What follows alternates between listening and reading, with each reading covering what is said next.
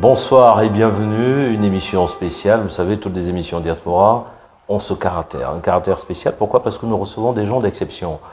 Nous étions en France hier où nous avions eu l'honneur et le plaisir d'une grande exclusivité. Aujourd'hui, nous poursuivons cette exclusivité en télévision en recevant quelqu'un d'immense, un coach, comme jamais, certainement que vous en avez entendu parler. Mais aujourd'hui, nous avons l'immense plaisir de le recevoir. Monsieur Raphaël Diné est Master Coach et vous allez découvrir l'immensité de ce personnage, de ce Camerounais qui, parti de rien, est devenu l'une des références. Quand on est le meilleur travailleur aux États-Unis, vous comprenez l'ampleur de ce patronat américain qui fait de lui meilleur travailleur. C'est dire qu'il est américain, mais le Cameroun lui va droit dans les bottes. Merci mille fois de nous accueillir dans vos chaumières. Vous qui allez passer à table ou qui n'êtes pas encore passé, je vous souhaite bon appétit, surtout bon appétit pour écouter la suite. Avant cela, avant de recevoir M. Raphaël, je vous prie d'écouter le chef d'État, son Excellence Paul Biya, de ce qu'il dit sur la diaspora, et nous revenons sur ce plateau pour continuer nos échanges.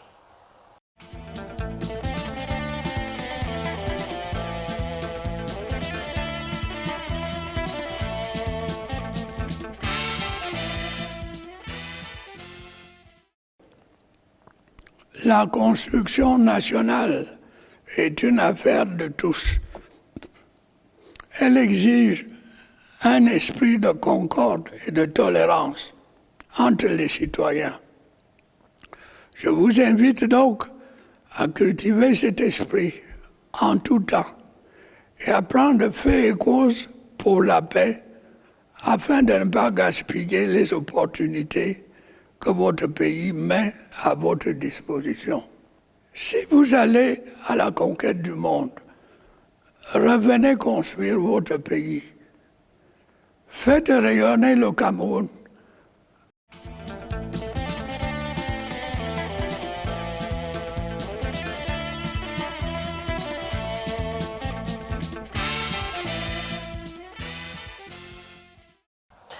Monsieur Raphaël Diné, merci mille fois de l'opportunité que vous nous donnez. On vous connaît dans le milieu des affaires, on connaît dans le milieu de l'humanisme et de l'humanitaire. Et aujourd'hui, on va découvrir, vous êtes multitâche, multifonction, et le plaisir pour nous, pour l'émission Diaspora, est de vous recevoir et de donner toute la dimension qui est la vôtre. Merci d'avoir accepté notre invitation. Merci, Nicolas. Quand on parle de Raphaël Diné, on fait allusion à un grand personnage quand on ne vous a jamais rencontré et à l'immensité de son œuvre. On parle de l'œuvre de quelqu'un quand il n'est plus. Or, la vôtre, on la célèbre. Comment vous qualifiez? Je pense que on est pour servir d'abord. Et quand on a je peux dire le privilège déjà de servir son peuple ou son environnement, moi je trouve que c'est quelque chose de magnifique. Et pour moi, chaque jour, je me dis comment est-ce que je peux mieux servir. Donc, je pense que ma grandeur est doit être beaucoup plus dans le service de mon prochain. Votre grandeur doit être beaucoup plus dans le service du prochain. Vous comprenez que nous allons aborder une question cruciale, essentielle et non essentialiste. C'est-à-dire comment renforcer l'économie de notre pays, l'économie nationale, par l'apport des Camerounais qui sont dans la diaspora, si tant est qu'ils le souhaitent. Et lui, il a souhaité le faire et ce n'est pas la première fois. Quand on dit que vous êtes multitâche et multifonction, est-ce que ça vous va? Oui, naturellement, on doit... c'est capital de se spécialiser, mais c'est aussi important d'utiliser les mains, d'utiliser les pieds aussi pour agir. Donc, multitâche, multifonction, certains l'ont défini de cette façon. Et comme je l'ai dit au départ, notre fardeau tout le temps, c'est de se dire, OK, voici on a un problème, comment est-ce qu'on peut résoudre ce problème? Et parfois, l'approche, peut-être pour résoudre le problème, peut nous étiqueter de cette façon. Donc, si vous êtes engagé à résoudre des problèmes de l'humanité, parfois l'approche peut beaucoup plus montrer comme si vous êtes multicasquette. Mais en résumé, l'objectif est la même chose. On cherche à résoudre le problème de l'humanité et le problème de notre prochaine par nous-mêmes. On veut apporter la solution à nos propres problèmes. C'est l'approche qui peut être différente. Cette approche est certes différente, mais vous êtes bien installé aux États-Unis et ça ne date pas d'aujourd'hui. Si le patronat américain vous reconnaît comme tel et fait de vous l'un des meilleurs employés, c'est que vous êtes bien installé, bien ancré. Pourquoi vous avez choisi de rentrer et surtout, quelles ont été les conditions de votre arrivée au Cameroun? Moi, je pense que la fierté de chaque individu n'est toujours pas seulement de faire le meilleur nettoyage ou bien de briller à l'extérieur. En tant que Camerounais, originaire du Cameroun, j'ai la responsabilité, je dis bien la responsabilité, l'obligation de participer à la contribution au développement, à la stimulation de l'économie du Cameroun. Mais écoutez, en tant qu'Africains, quand nous brillons, il faut toujours penser à la famille. Si vous êtes meilleur à l'extérieur et la maison, ça ne va pas à la maison, et vous ne contribuez pas pour la stabilité, le développement, mais je pense que ce sera l'échec. Donc, pour moi, revenir, travailler, servir le Cameroun, pour moi, je ne trouve pas ça comme quelque chose comme... c'est pas optionnel. C'est mon devoir. D'ailleurs, je suis obligé de le faire. Donc, je vois ça de cette façon. Ce que nous avons appris à l'extérieur, on doit l'implémenter dans notre pays. Nous avons appris à résoudre les problèmes à l'extérieur. Je pense que ce n'est que normal de venir appliquer toute cette connaissance dans notre pays d'origine. Alors, on a appris à résoudre les problèmes de l'extérieur, bien sûr, en relation avec votre pays, qui est le pays d'origine, qui est le Cameroun. Est-ce que le fait d'être, on va dire, dans ce milieu-là, un poids lourd aux États-Unis, vous a posé un problème dans les conditionnalités d'installation au Cameroun? Je pense que la première chose, c'est quoi? Vous partez dans un pays où les choses fonctionnent d'une façon. Pour vous installer dans un autre pays où vous êtes parti, ça fait 24 ans presque. Les choses ont changé. Les mentalités sont complètement différentes. Les choses, le monde des affaires, ne sont pas structurés de la même façon. Donc, pour moi, j'étais beaucoup préparé parce que c'est un terrain différent. Donc, je ne peux pas expecter que le Cameroun fonctionne exactement comme les États-Unis. Par exemple, aux États-Unis, le Small Business Administration accompagne les entreprises. Je ne peux pas dire, mais attends, il faudrait que le Cameroun fasse la même chose comme les États-Unis. Donc, je pense qu'on doit s'adapter au milieu. Au Cameroun, c'était un peu difficile, mais ma question n'était pas, OK, qu'est-ce que le gouvernement, les autorités ou bien ceux qui sont au Cameroun peuvent faire pour moi? J'ai changé la question. Qu'est-ce que moi je peux faire pour eux? Ça, c'est ce que le chef d'État dit en quelque sorte. Qu'est-ce que vous pouvez faire pour le Cameroun? Exactement. Donc, ça c'est mon approche. Qu'est-ce que je peux faire? Moi, je ne veux pas que les Camerounais changent. Comme c'est moi qui viens dans l'environnement, il faudrait que je change pour comprendre les Camerounais. Changement qu'on coopère ensemble. Parce que la réalité, c'est que s'ils ne changent pas, je fais comment alors? Quand Dangote est venu au Cameroun, peut-être avec le ciment, il n'a pas voulu changer tous les Camerounais pour s'installer. Il a changé pour s'adapter au système et peut-être participer à améliorer le système.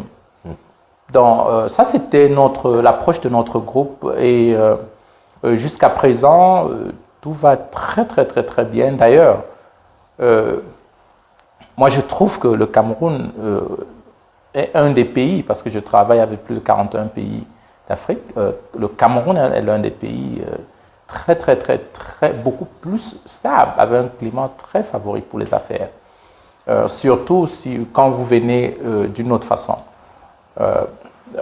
Moi, je pense que les difficultés, souvent, c'est que quand on parle de l'Europe ou bien des États-Unis, on veut directement que le système soit comme le système européen ou le système américain, ce qui est pratiquement impossible.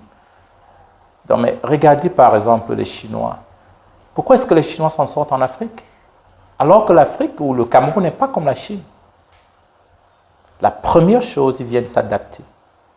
Ils embrassent ce qu'ils ont trouvé. Et puis contribuent à améliorer ce qu'ils ont trouvé. Mais vous avez évoqué tout à l'heure, vous avez dit le climat des affaires, enfin, vous ne l'avez pas dit comme ça, plutôt favorable.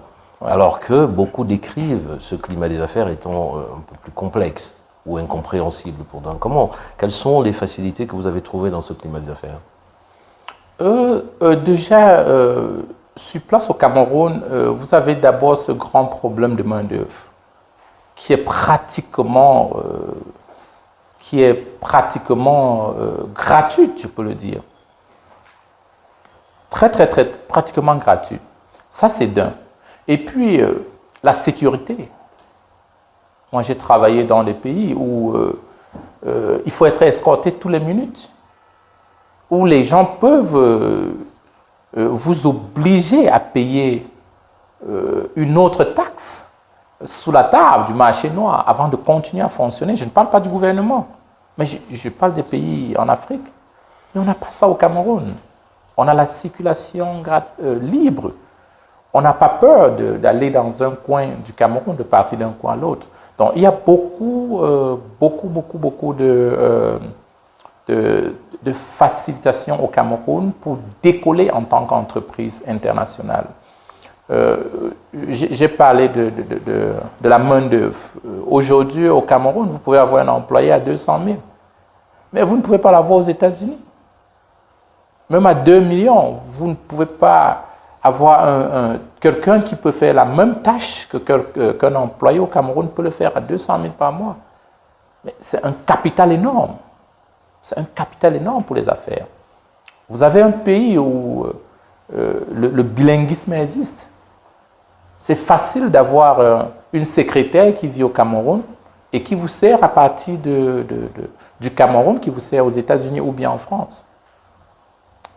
Donc, moi, je me dis que avec tous ces atouts, le Cameroun reste vraiment aujourd'hui dans le monde entier un pays très très favorable pour les affaires. Vous avez un peuple qui sont assoiffés, veulent travailler. Ils veulent travailler. Mais imaginez, quand vous avez une position, par exemple à Dallas, mais les gens viennent à l'interview vous demander, mais combien est-ce que vous allez me payer? Vous proposez, ils vous disent non. Si vous ne payez pas 3 fois, moi je ne travaille pas pour vous. Alors qu'en Afrique, vous avez le rang. Des gens qui sont prêts à faire le stage de 2 mois avant d'être embauchés. Des gens qui sont prêts à vous montrer ce qu'ils peuvent faire avant d'être embauchés. Mais moi, je trouve que ça, c'est d'abord un capital. Un capital pour n'importe quel homme d'affaires. Un très, très grand capital. Parce que le premier capital, c'est d'abord le capital humain. Alors, vous faites une analyse assez détaillée. Ce qui est intéressant, c'est de savoir cette découverte, vous la faites avant de commencer les affaires au Cameroun ou vous la faites une fois que vous êtes au Cameroun? C'était avant.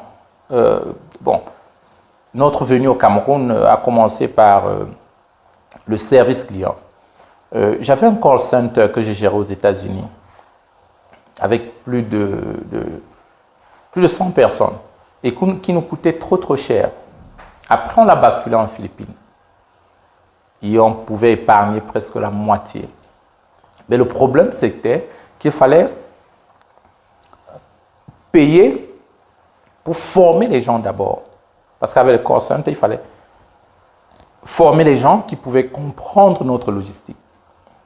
Et c'était dans le domaine du transport. Bon, comme j'avais mes petits frères qui étaient en chômage, moi je leur ai dit, OK, essayez de travailler de la maison. Faites la même chose. Mon petit frère André et des autres neveux, ils se sont mis au travail. Ils ont commencé à faire du dispatching à partir du Cameroun. Mais à la fin, ils étaient mieux que les Philippiens. Bon, je me suis dit, mais attends, pourquoi pas former? Pourquoi pas faire une équipe, agrandir l'équipe pour servir le marché américain? Donc c'est de là que notre fameux projet de 100 000 emplois à partir du Cameroun était né. Donc aujourd'hui on est environ, je crois, un peu près de 100. Et nous sommes en train de former, de continuer à former les Camerounais. Et ça fait partie des challenges que vous voulez relever, absolument. Oui. Donc nous sommes en train de... Nous, on continue à former les gens dans des domaines spécifiques et ils travaillent à partir du Cameroun. D'abord, notre service de vente dans l'immobilier, par exemple. On a une très grande partie qui travaille à partir du Cameroun. Pour les États-Unis? Pour les États-Unis. Du fait du bilinguisme camerounais? Oui, oui, oui. Pour les États-Unis. Mais bon, comme on a deux départements, on a le département qui parle français, qui s'occupe des clients qui sont en Afrique et dans des pays francophones. Donc, le département qui parle anglais, qui s'occupe des clients qui sont aux États-Unis et puis dans les pays anglo-saxons. Mais est-ce que cette adaptation a été facile pour ceux qui travaillent au Cameroun? Non, mais très sachant que beaucoup ne sont pas sortis, la plupart ne sont pas sortis du Cameroun pour les États-Unis. Ça nous a pris beaucoup de temps, un peu plus de 3 mois pour les former. Ils ont appris à se réveiller à New York, à Dallas.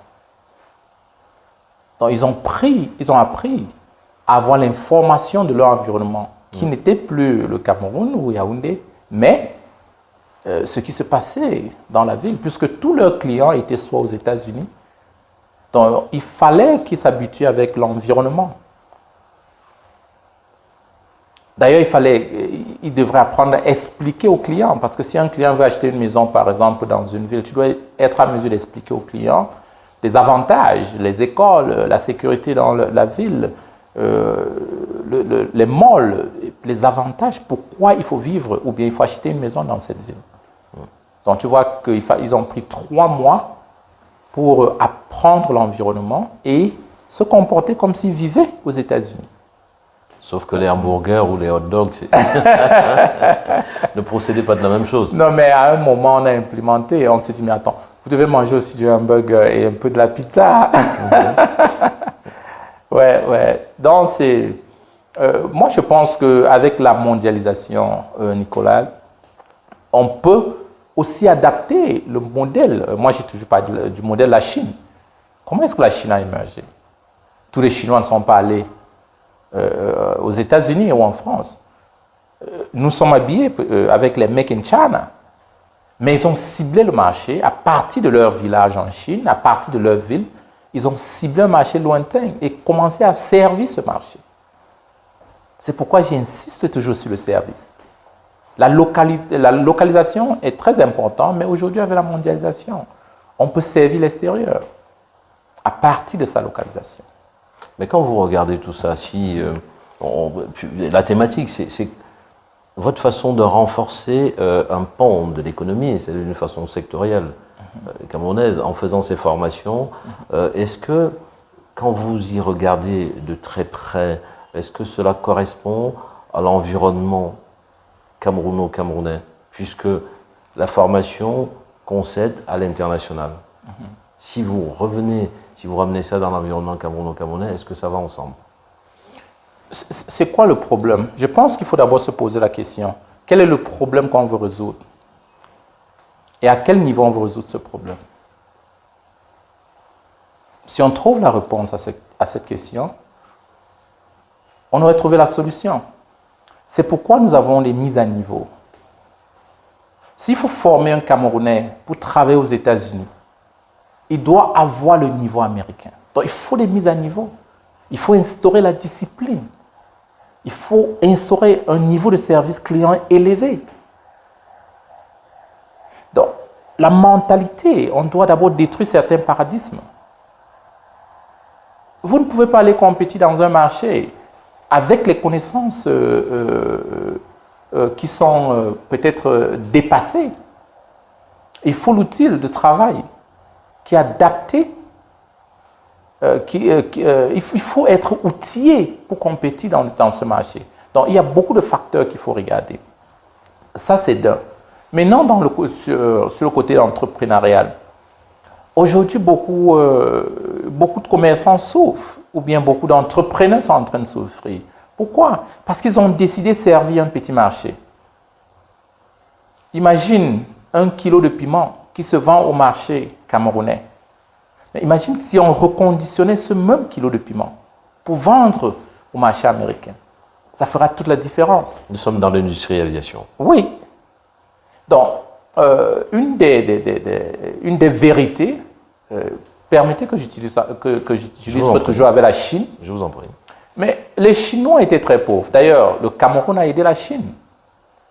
Même le Tchad, la République centrafrique, ils ont envoyé l'aide à la Chine.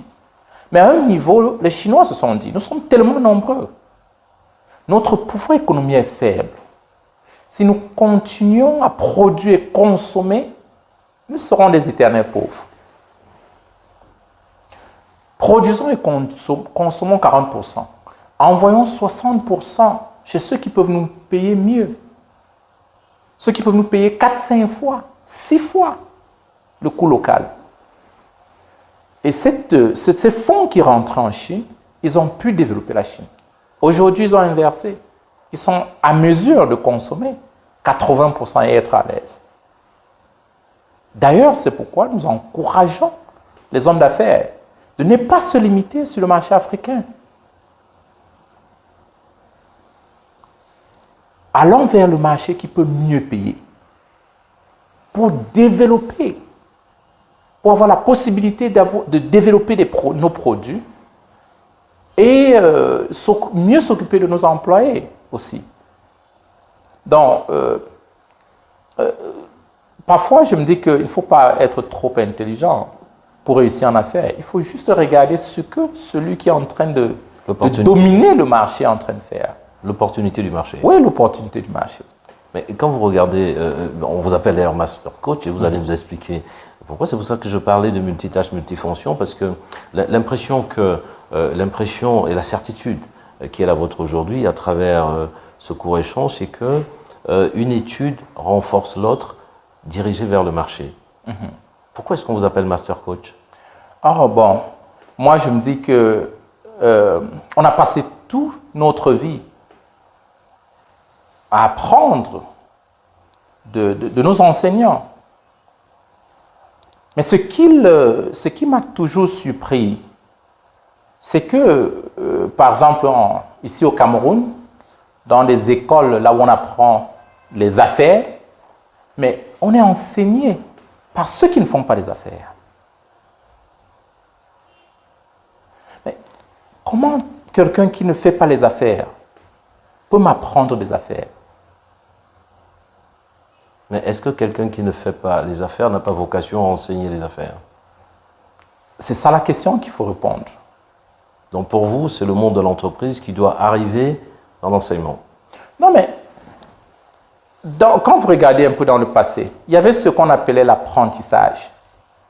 S'il fallait apprendre, je ne sais pas, à dépanner une voiture, il fallait aller dans un garage et travailler avec quelqu'un qui sait dépanner une voiture.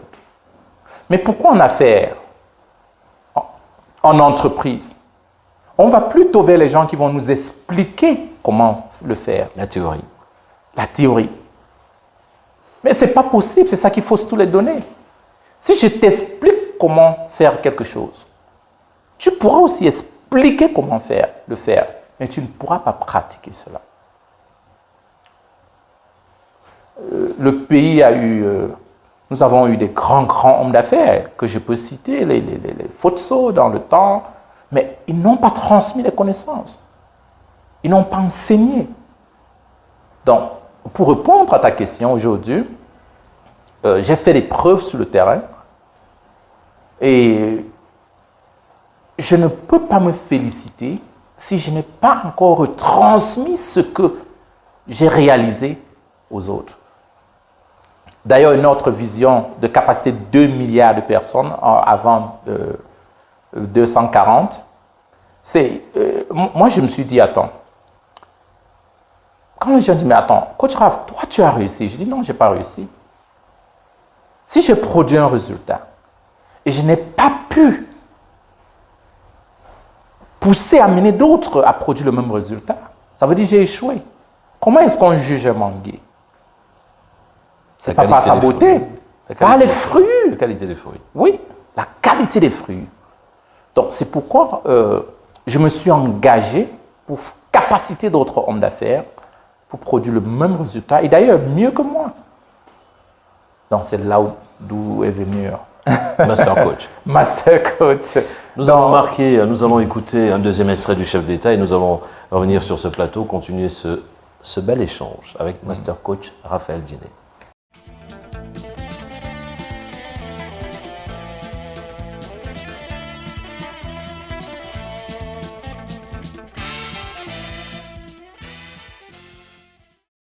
Il ne faut jamais être autosuffisant, croire qu'on est supérieur. Il faut rester aussi assez modeste, savoir que les autres sont des partenaires redoutables. Donc, un peu de modestie, de la discipline, la dureté dans l'entraînement. Et nous pourrons avoir de beaux jours devant.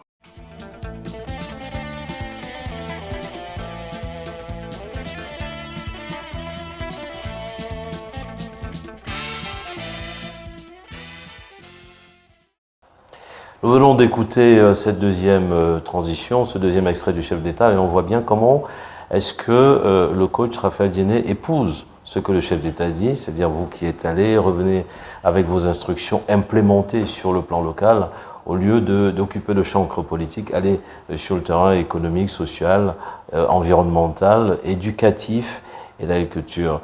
Master Coach, on vous écoute depuis le début, on comprend la profondeur qui est la vôtre, l'enracinement américain qui est le vôtre, le partage que vous ramenez au niveau du Cameroun et surtout dans le secteur de l'enseignement. Nous avons ici le secteur professionnel et on voit bien comment est-ce que le ministre Thirouma le dit dans le cadre de la formation professionnelle, c'est une formation, un emploi, parce qu'on connaît le résultat de nos universités. Autant pour moi, ça veut dire que vous allez dans son sens. Il faut former les gens par rapport à l'environnement réel et non former les gens pour former les gens. Exactement, exactement. Dans le cadre de la formation, déjà, on a fait une petite analyse. Naturellement, au Cameroun, nous avons plus de diplômés au chômage. Donc, beaucoup de nos diplômés n'ont pas de travail, n'ont pas de job. Et chaque fois, chaque année, on produit plus de diplômés. Moi, je me suis posé la question, pourquoi est-ce qu'on n'arrive pas, nos diplômés n'arrivent pas à trouver de l'emploi? Mais la réalité, c'est quoi? C'est que un pays, une nation ne devait pas former les gens juste pour être formés. On doit former les gens, on doit spécialiser les gens pour résoudre le problème de l'environnement. Mais on se forme pourquoi? On se forme pourquoi? Je ne crois pas que ce n'est pas juste pour avoir un diplôme. On doit se spécialiser par rapport aux problèmes que nous avons dans notre environnement. Mais si on se forme, par exemple, pour gérer les métros, je prends un exemple banal. Est-ce que nous avons des métros ici au Cameroun? Ça va venir. Non, mais on n'a pas encore des métros. C'est vrai. Nous avons des routes avec tellement de cassis, de trous partout. On devrait spécialiser les gens pour résoudre ce problème. Puisque c'est un problème. Ou alors on sera en train de spécialiser les gens et aller payer l'expertise extérieure. Et d'ailleurs, ce qui nous revient très cher, d'ailleurs. Ce qui nous revient très cher. Mais regarde les immeubles au Cameroun aujourd'hui. Tous nos grands ponts et nos grands immeubles, c'est fait par des sociétés européennes, américaines ou asiatiques. Parce qu'on n'a pas les vrais spécialistes. Bon, on s'est dit, créons l'école de métier. Chacun d'entre nous a besoin de se construire.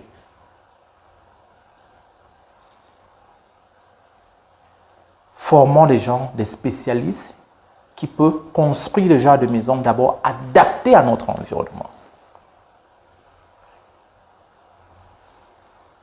Formons les gens qui peuvent répondre à l'appel de la population, de l'environnement.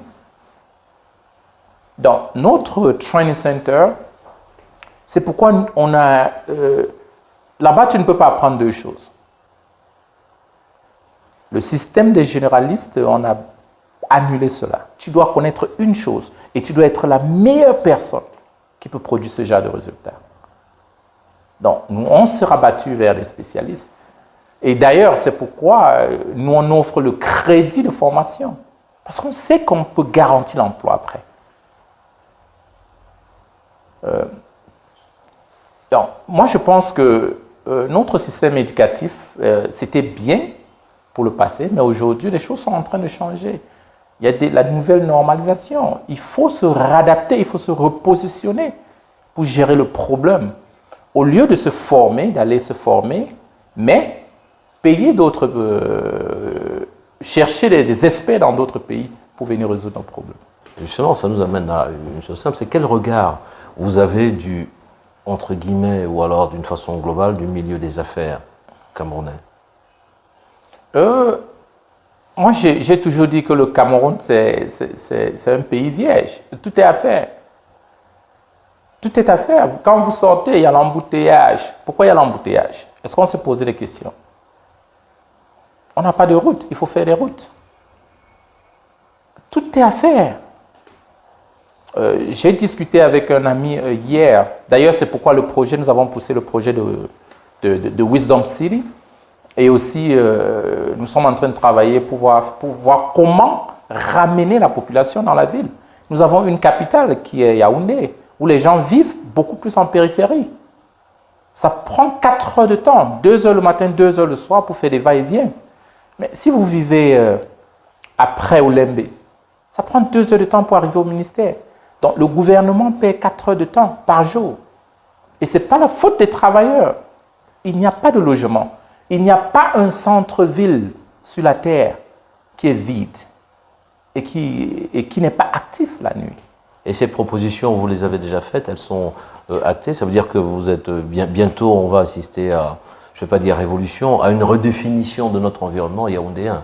Oui, nous sommes obligés. Nous sommes obligés. Sinon, les gens vont vivre à Obala et travailler à Yaoundé. Imaginez à quoi ça peut ressembler. Je pense que nous, les Camerounais, nous avons l'habitude de copier le modèle, que ce soit français. Est-ce que les gens vivent à Lille et ils travaillent à Paris? Pas beaucoup, mais pas beaucoup. Mais c'est vrai qu'il y a le TGV, donc ça va très vite. Ouais. Mais c'est habitué. C'est vrai qu'ici, bon, vous avez parlé du métro, ça va arriver parce que les objectifs de la SND 30, je pense, vont dans ce cas-là. Quelles sont les propositions que vous avez faites à ce propos, vous qui avez des modèles aux États-Unis? Les États-Unis sont très développés, y compris, surtout en matière de transport. Quand vous regardez donc ces propositions, est-ce que la transposition de cette expertise est possible en ce moment ou alors c'est une projection? Non, c'est possible. Je me dis quand on a des problèmes devant nous, on se dit, OK, qu'est-ce qu'on peut résoudre immédiatement? C'est bien beau de penser aux grandes ambitions du futur, mais qu'est-ce qu'on peut faire tout de suite avec les ressources qu'on a pour faire déjà un pas vers les 1000 marches qu'on doit épuiser? Moi, je me dis, c'est très, très, très simple. On doit ramener la ville vraiment en ville. Donc, on est obligé de faire des gratte-ciels en ville pour ramener la population.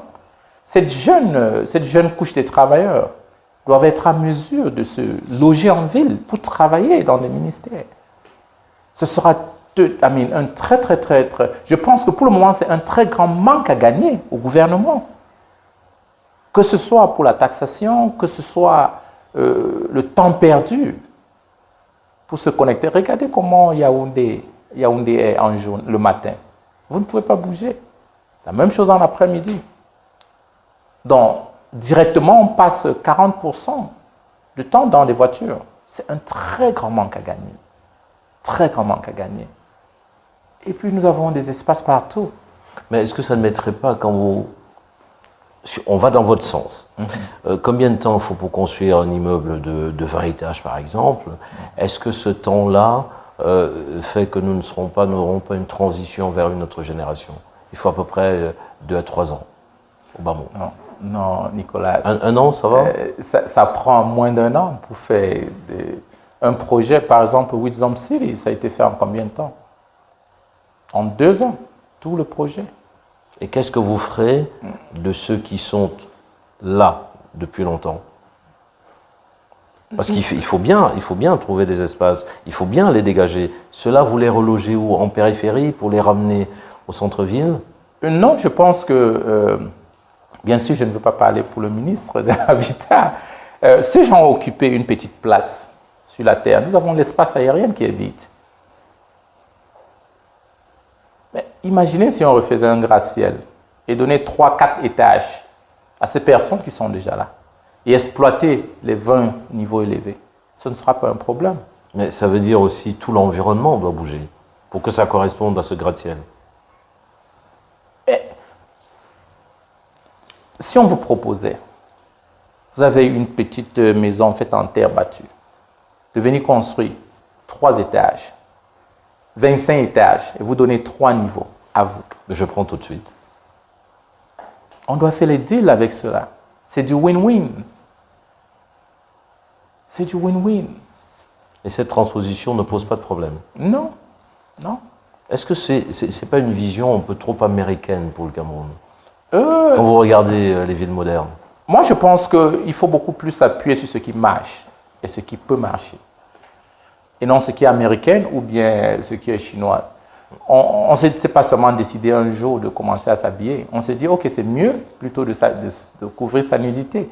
Bon, si on rejette parce que non, c'est l'autre qui a commencé, on ne veut pas imiter l'autre, ce sera pas être sage. Il y a quelque chose qui vous tient à cœur, je crois d'ailleurs que dans le précédent échange avec l'ambassadeur, il parlait de, je crois, déplacements croisés, l'enrichissement de ces déplacements croisés. Vous vivez aux États-Unis et vous avez un ancrage au Cameroun, ça vous fait une double vision des choses. Quelle est celle qui prend le pas sur l'autre? Moi, je pense que ça dépend de la vision de l'individu. S'il faut regarder dans un contexte mondial, par exemple, quand vous avez une mission, vous voulez atteindre un objectif, vous ferez tout pour que tout le parcours concourt à l'accomplissement de la vision optimale. Donc, en tant qu'investisseur, moi je me dis, premièrement, il faut que je me focalise sur l'objectif que je veux atteindre. Mais non, quels sont les enjeux qui pourront faciliter cela? Mais les enjeux ne doivent pas être la destination. Les enjeux ne doivent pas être la destination. Donc, par rapport à ça, d'ailleurs, ça nous encourage encore. S'il fallait insister sur le cas le retour de la diaspora, tu vois, quand tu pars du pays, tu passes 20 ans à l'extérieur, tu ne seras plus jamais comme celui qui est resté. Tu ne pourras plus rentrer et demander à avoir les mêmes avantages que celui qui est resté. D'ailleurs, c'est impossible. Tu as vu les choses d'une autre façon. Il y a les choses que tu as vues et que d'autres n'ont pas vues. Et peut-être aussi, ceux qui sont restés, il y a des choses aussi qu'ils ont traversées que tu n'as plus traversées. Donc, mais qu'est-ce qu'il faut faire? Il faut coopérer. Il faut coopérer. Tu dois te dire, OK, qu'est-ce que moi je peux apporter? Et aussi, qu'est-ce que je peux apprendre de ceux qui sont restés? Parce qu'ils n'étaient pas morts. Ils étaient vivants. Et ils ont aussi des expériences qu'ils ont acquises. Je pense que il faut juste trouver ce middle ground, ce common ground, et travailler, surtout beaucoup coopérer avec ceux qui sont sur pied. Mais aucun pays du monde, depuis l'histoire du temps, ne s'est jamais coupé de sa diaspora et vraiment évolué.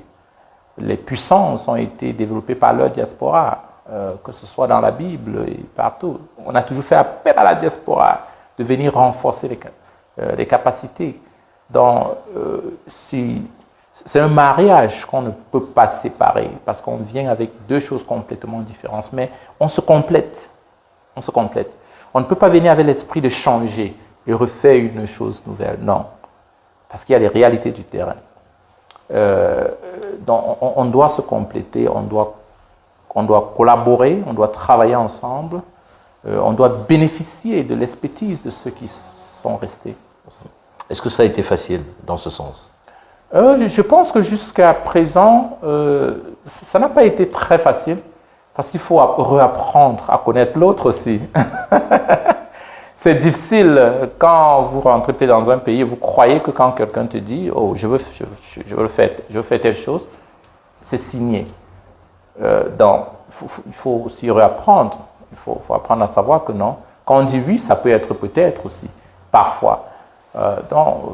Comme je l'ai dit au départ, il faut accepter d'apprendre, de changer, apprendre à comprendre l'autre et non nécessairement juger l'autre.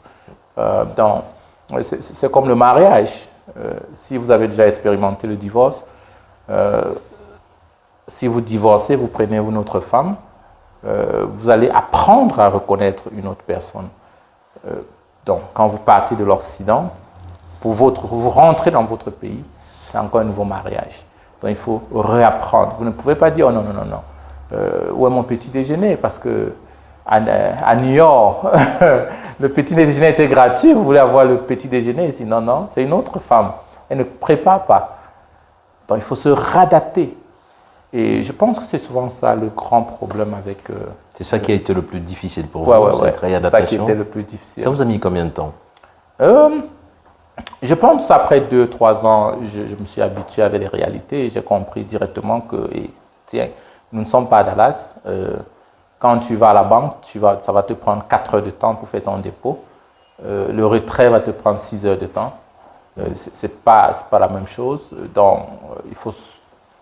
il faut se réadapter. Mais non, je peux me poser la question, comment est-ce que je peux faire pour améliorer le système? Justement. Au lieu de me plaindre. Tout à fait, justement. Ouais. C'est ce qui est curieux, c'est de savoir comment vous avez procédé à cette mutation, comment vous avez fait, sachant que le temps, parce que vous avez décrit le temps comme une perte à la fois de temps, une perte d'argent, une déconcentration par rapport à l'objectif qu'on se fixe. Comment vous réussissez à naviguer entre les 4 heures que vous passez à attendre quelque chose et dès que vous arrivez à Dallas, vous n'attendez pas, avant même de parler, vous êtes servi. Comment vous faites? Je pense qu'il faut être honnête avec soi-même. Le Cameroun, ce n'est pas Dallas, ce n'est pas les États-Unis. Et puis, peut-être il y a encore beaucoup plus à faire au Cameroun qu'aux États-Unis. D'ailleurs, c'est ça qui me donne la motivation. Parce qu'on ne peut pas passer le temps à se plaindre. La bonne question, c'est comment est-ce qu'on peut contribuer? Comment est-ce qu'on peut améliorer? Quand vous rentrez chez vous, c'est sale partout. C'est bien facile de crier sur tout le monde. Mais je pense que c'est aussi beaucoup plus facile de prendre le balai et commencer à nettoyer. Pour nettoyer, nous allons aborder une partie parce que vous êtes un globe-trotter, il faut le dire. Quand on regarde les chiffres de ces gens-là qui partent, on est plus de 7 millions de personnes en Afrique de l'Ouest. Si on prend le Nigeria, le Burkina, le Mali, le Ghana, la Côte d'Ivoire, le Bénin, le Niger, le Togo, le Sénégal, ça fait quand même beaucoup de personnes qui partent, pas forcément en Europe, mais en Afrique. Est-ce que c'est une perte de temps? Est-ce qu'il faut absolument partir pour réussir? Ou vous vous dites, si on prend votre exemple, en structurant et en faisant que les jeunes apprennent sur place, ils gagnent beaucoup plus à apprendre sur place et à gagner de l'argent qu'à partir? Déjà, ce sera très difficile pour moi par exemple, de dire aux jeunes de ne pas partir. Parce que je suis parti aussi.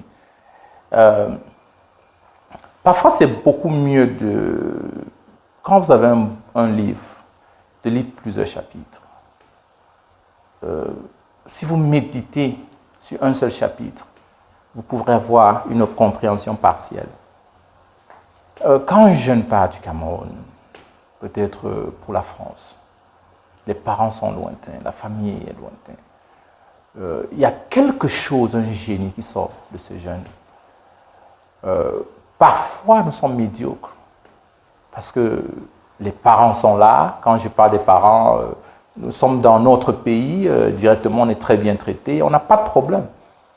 On se plaint même quand ça ne va pas. Au chef de l'État, on se plaint. Mais à l'extérieur, vous ne pouvez pas vous plaindre. Vous bossez quand vous êtes à l'extérieur. Vous n'avez pas le choix. Vous suppliez pour bosser. Et quand vous revenez au pays, vous appréciez ce que vous avez. Parfois, je me dis que le génie ne sort pas parce que papa nous a gardés comme un bébé éternel. Et directement, on n'est jamais passé de l'enfant à un homme. On est resté des éternels bébés. Parce qu'à tout moment, papa peut intervenir, maman peut intervenir. Je me souviens quand je suis arrivé à Atlanta, j'avais peut-être, je crois que j'avais moins de $100. J'ai payé l'hôtel. Parce que celui qui nous avait accueillis nous avait donné 3 jours. Donc après les 3 jours, il fallait partir. J'ai payé l'hôtel. Et puis à la fin, j'avais peut-être 3 nuitées. Donc après ça, il fallait que je fasse quelque chose. Pendant les 3 jours, je n'ai pas dormi. J'ai fouillé partout pour chercher du travail. Mais bien sûr, d'ailleurs, j'ai même pensé demander de l'argent. Tu vois, directement, j'étais devenu tellement créatif. Mais il fallait que je trouve l'argent pour continuer à vivre. Et mes collègues judokas aussi.